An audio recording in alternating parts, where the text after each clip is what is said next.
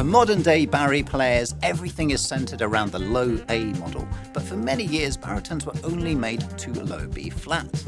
And in fact, there are one or two makers who still produce a low B flat baritone. And today, ta-da!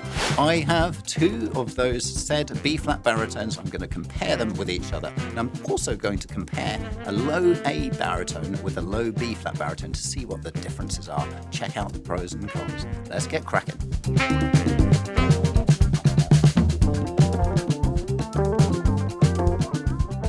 So first of all, let me introduce the baritones in question in this video. So sitting on my knee to start with, we have the low B flat P Moriat, and this model is the PMB 302. I'm going to compare that with this Eastman. This is a new instrument to us here at Sax. This is the Eastman 253, and is more of a budget model in comparison to this B flat baritone. And then on my left, and this will feature in the video later on, we have a P Moriat PMB 300 model, which goes down to low A. So initially, I'm going to compare these two B-flat baritones just to see what the differences are. And later on in the video, I'm going to build the excitement. We're going to try and answer that crucial question of B-flat against A. Really, what are the differences? Why should we go for a B-flat baritone over an A? Or should it be the other way round? So let's just get cracking, do some playing first of all. I'm going to compare this B-flat against this B-flat and see what results we get.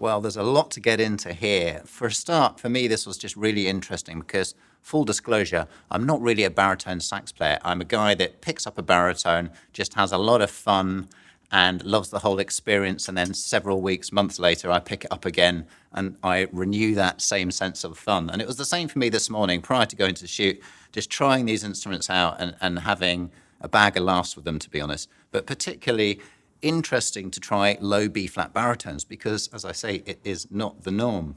And these two B-flat baritones, I've had a great time playing them. It's just been really enjoyable. My main experience is that they're so free-blowing and very instantly responsive. You can kind of play them a little bit like a tenor. It's like a large tenor, just an extended version. So that's my sort of general feeling for B-flat baritones. But let's specifically drill into the differences between the Eastman and the P Moriat. I mean, first of all, we have to appreciate that this is more of a budget instrument, so it's going to be lacking in a few areas in comparison to the P Moriat. So let's go through some of those areas. So let's point out the right-hand thumb rest to start with. So I've got a plastic one here. On this one, there is a metal thumb rest. We've got a few more componentry elements on the P Moriat. For example, we've got these key guards on the top here. We also have triple strap ring here, just a bit more sort of solidity in the build of this section compared to the slightly lighter strap ring that we have here on the Eastman. And it's also nice when we do get the option of 3 strap rings because the balance point does change subtly from one strap ring position to another. So you'd want to experiment with that to see what works for you. Beyond that, when it comes to the ergonomics, they actually feel pretty similar to me, very comfortable indeed. I didn't have to make any adjustments as I moved from the Eastman to the P. Moriat. I found them both very natural and just like a really nicely set up tenor where everything's just perfectly set in the right place and you could just noodle around forever. So I love that. In terms of the tone as well, this Eastman to me is sounding great. Considering the price point, I think it really does sound fantastic. It's got a very nimble sound, very free blowing. What I do find that you get with the P. Moriat over and above the Eastman is when you really drive the sound, there's an extra zing there. There's an extra gear, if you like, an extra dimension to the sound, which I suppose makes sense. You know, it's an extra good 40 or 50% extra in terms of the price point. So you'd expect to get something from it. And for me, that thing that I'm getting from it is the tonal advantage when the instrument is really pushed. But overall, very impressed with both of these B-flat baritones.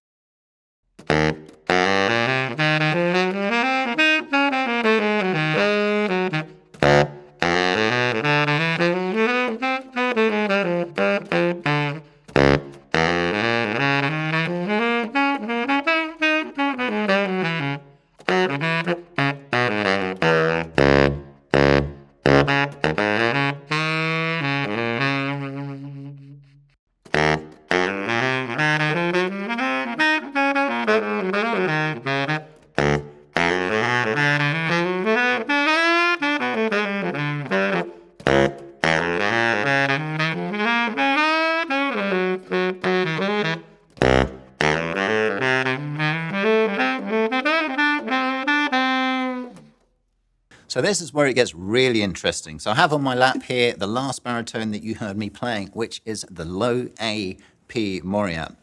And let's just go through some of the sort of technical side of this first of all before talking about the sound differences and all the rest of it. On the low A baritone, we've actually got about an extra 5 inches or so of extra bell, shall we say, which starts at around this point here, around our table key area. And it's incredible the difference it makes to the weight of the overall thing. It's a few pounds. I've not measured it exactly, but when you pick up the low A baritone versus the low B flat, you really do notice it, and you really notice it when you play as well.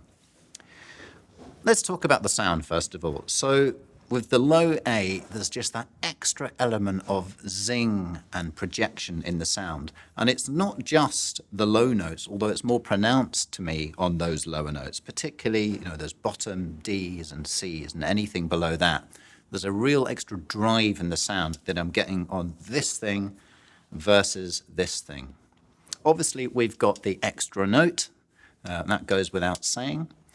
But just tonally, when you're comparing A to B, they're quite similar. Obviously, it's the same tonal character. These are both P. Moriat baritones, so we're trying to keep the variables as minimized as possible.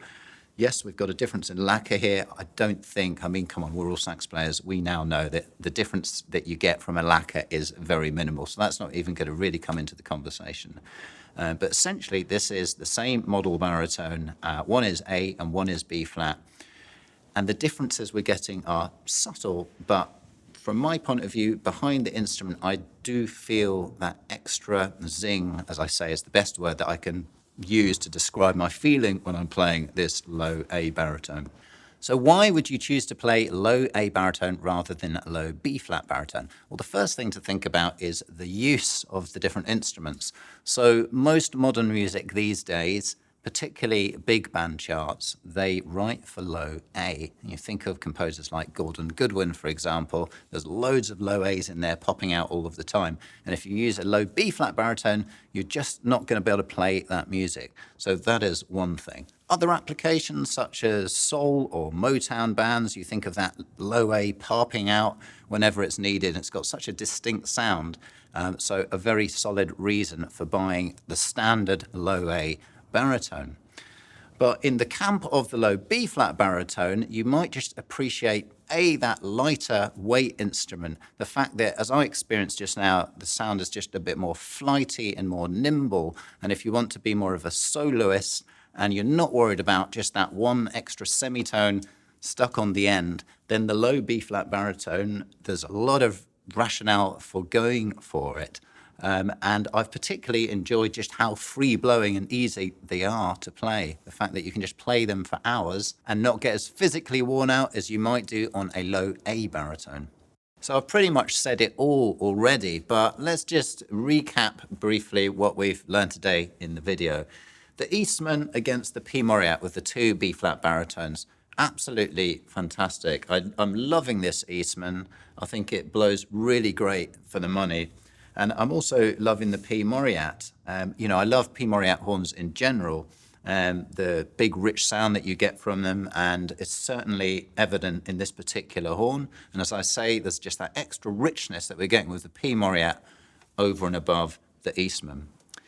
When it comes to the low A baritone business, really, as I've already mentioned, it just comes down to your preference, first of all, and the applications, whether you're playing in big bands, soul bands, or if that is not part of the equation, then perhaps you don't need to go for the low A baritone if you just enjoy the lighter low B flat baritone, the fact that the sound is just that little bit more nimble and responsive. So this has been fascinating for me today to learn all this stuff. I hope you've learned something as well. I hope you've enjoyed this video, and I will see you on the next one.